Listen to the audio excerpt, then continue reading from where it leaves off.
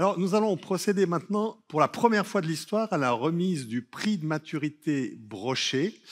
Alors, pour remettre ce prix, j'appelle sur scène Jean-Dominique Vassali, le président du comité scientifique de la Fondation, ancien recteur de l'Université de Genève, le professeur Hervé Schneeweiss, membre du comité scientifique de la Fondation, président du comité international de bioéthique de l'UNESCO, président du comité d'éthique de l'INSERM, et puis Doris Chopper, où est Doris Chopper? Excusez-moi.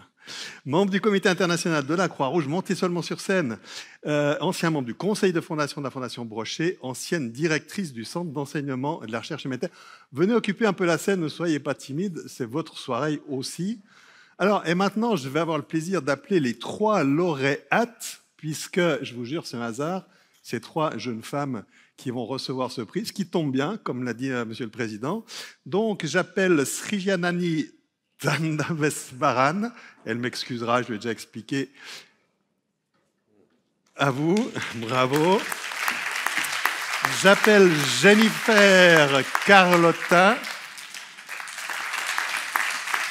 et Aliénor Glottin.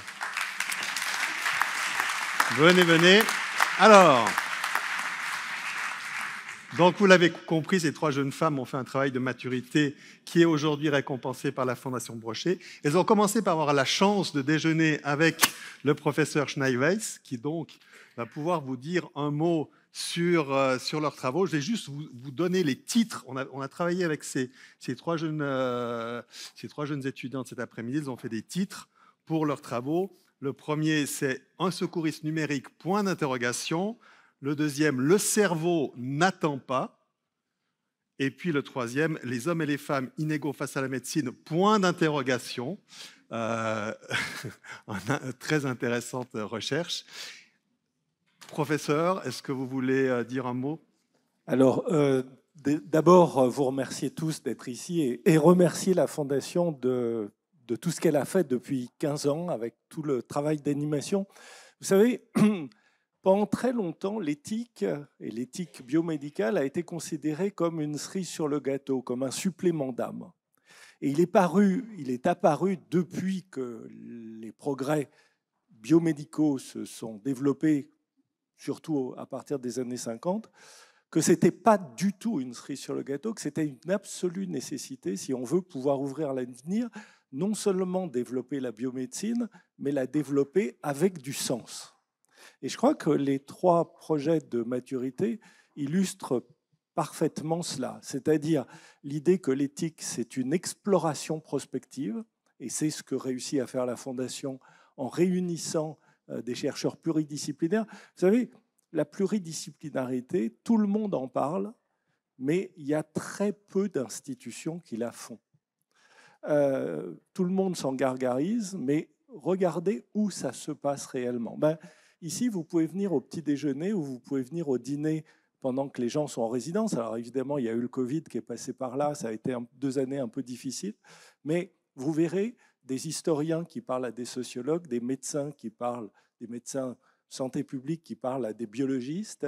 Vous verrez différentes personnes, différents âges, différentes nationalités, et nous sommes particulièrement attentifs au niveau du conseil scientifique à l'inclusivité, c'est-à-dire c'est pas seulement les vedettes qui viennent à Brochet, c'est aussi les futures vedettes, et c'est aussi ceux qui ont un plus à dire ou à chercher, une raison raisonnable de passer 1 mois ou 2 ici.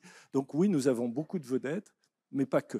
Et puis on a ceux qui sont les vedettes de demain, et probablement on a 3 vedettes de demain. Alors ce qui est remarquable, c'est que vous savez qu'on est dans un temps de basculement. On passe d'une médecine du soin, d'une médecine interventionniste qui arrive finalement après la bataille. On a la maladie, il faut faire quelque chose, bien sûr, il faut faire quelque chose, les besoins de santé sont immenses, à une médecine qui, grâce aux biomarqueurs, grâce à la génomique, grâce à toutes les omiques, commence à devenir une médecine de la prédiction pour la prévention. Et 2 des travaux de maturité sont clairement dans cette dimension de la prévention, mieux vaut prévenir que guérir. Donc, pour prévenir, comment partager des savoirs pour les mettre en pratique? c'est tout à fait remarquable de voir des jeunes qui effectivement sont habitués aux applications sur smartphone, qui sont habitués à utiliser les outils numériques, les mettre maintenant au service de la cause de la société, du vivre ensemble, en essayant d'expliquer mieux ce que sont les accidents vasculaires cérébraux et comment essayer de les prévenir, comment prendre en considération les gestes de premier secours et comment, à partir d'applications qu'on a sur son smartphone, apprendre à venir, à reconnaître l'urgence et à intervenir en urgence.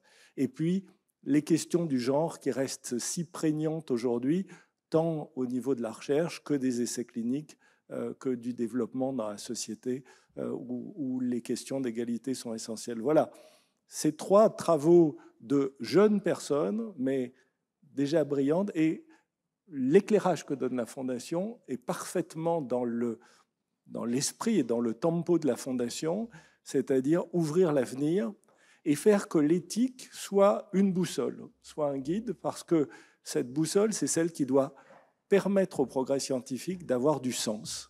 Et c'est ce que nous cherchons tous. Bravo, mesdemoiselles. Merci beaucoup, professeur.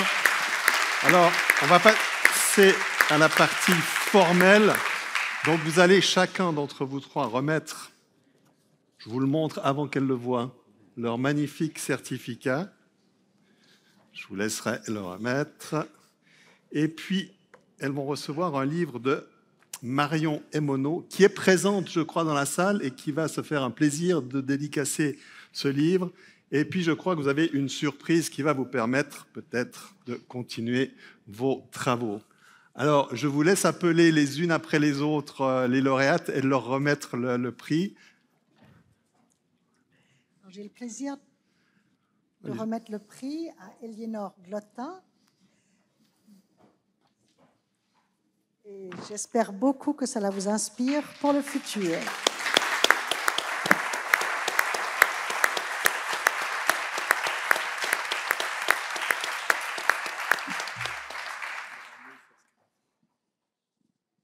Voulez-vous dire un petit mot sur ce que vous avez fait, ce que vous a poussé à le faire? Elle craignait tellement qu'on leur pose la question. Oui. Mais mon voisin m'a beaucoup poussé et je pense que ce serait quand même bien. Très spontanément. Alors moi, mon travail il portait sur les inégalités de genre dans la médecine. Et donc, j'ai analysé les différents points de vue tels que les essais cliniques, la médicamentation, la prise en charge et les différents diagnostics qui peuvent être influencés par les différents préjugés et le manque d'informations qu'on a au sujet des genres. Merci Aliénor. Alors, on va remettre le prix à Srijanani. Srijanani. Bravo, félicitations.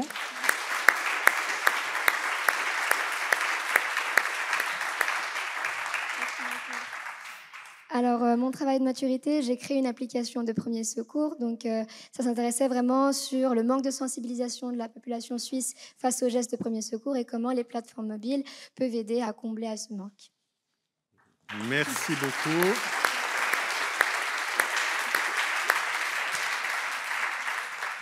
J'ai le très grand plaisir de remettre le prix à Jennifer Carlotta. Jennifer, félicitations.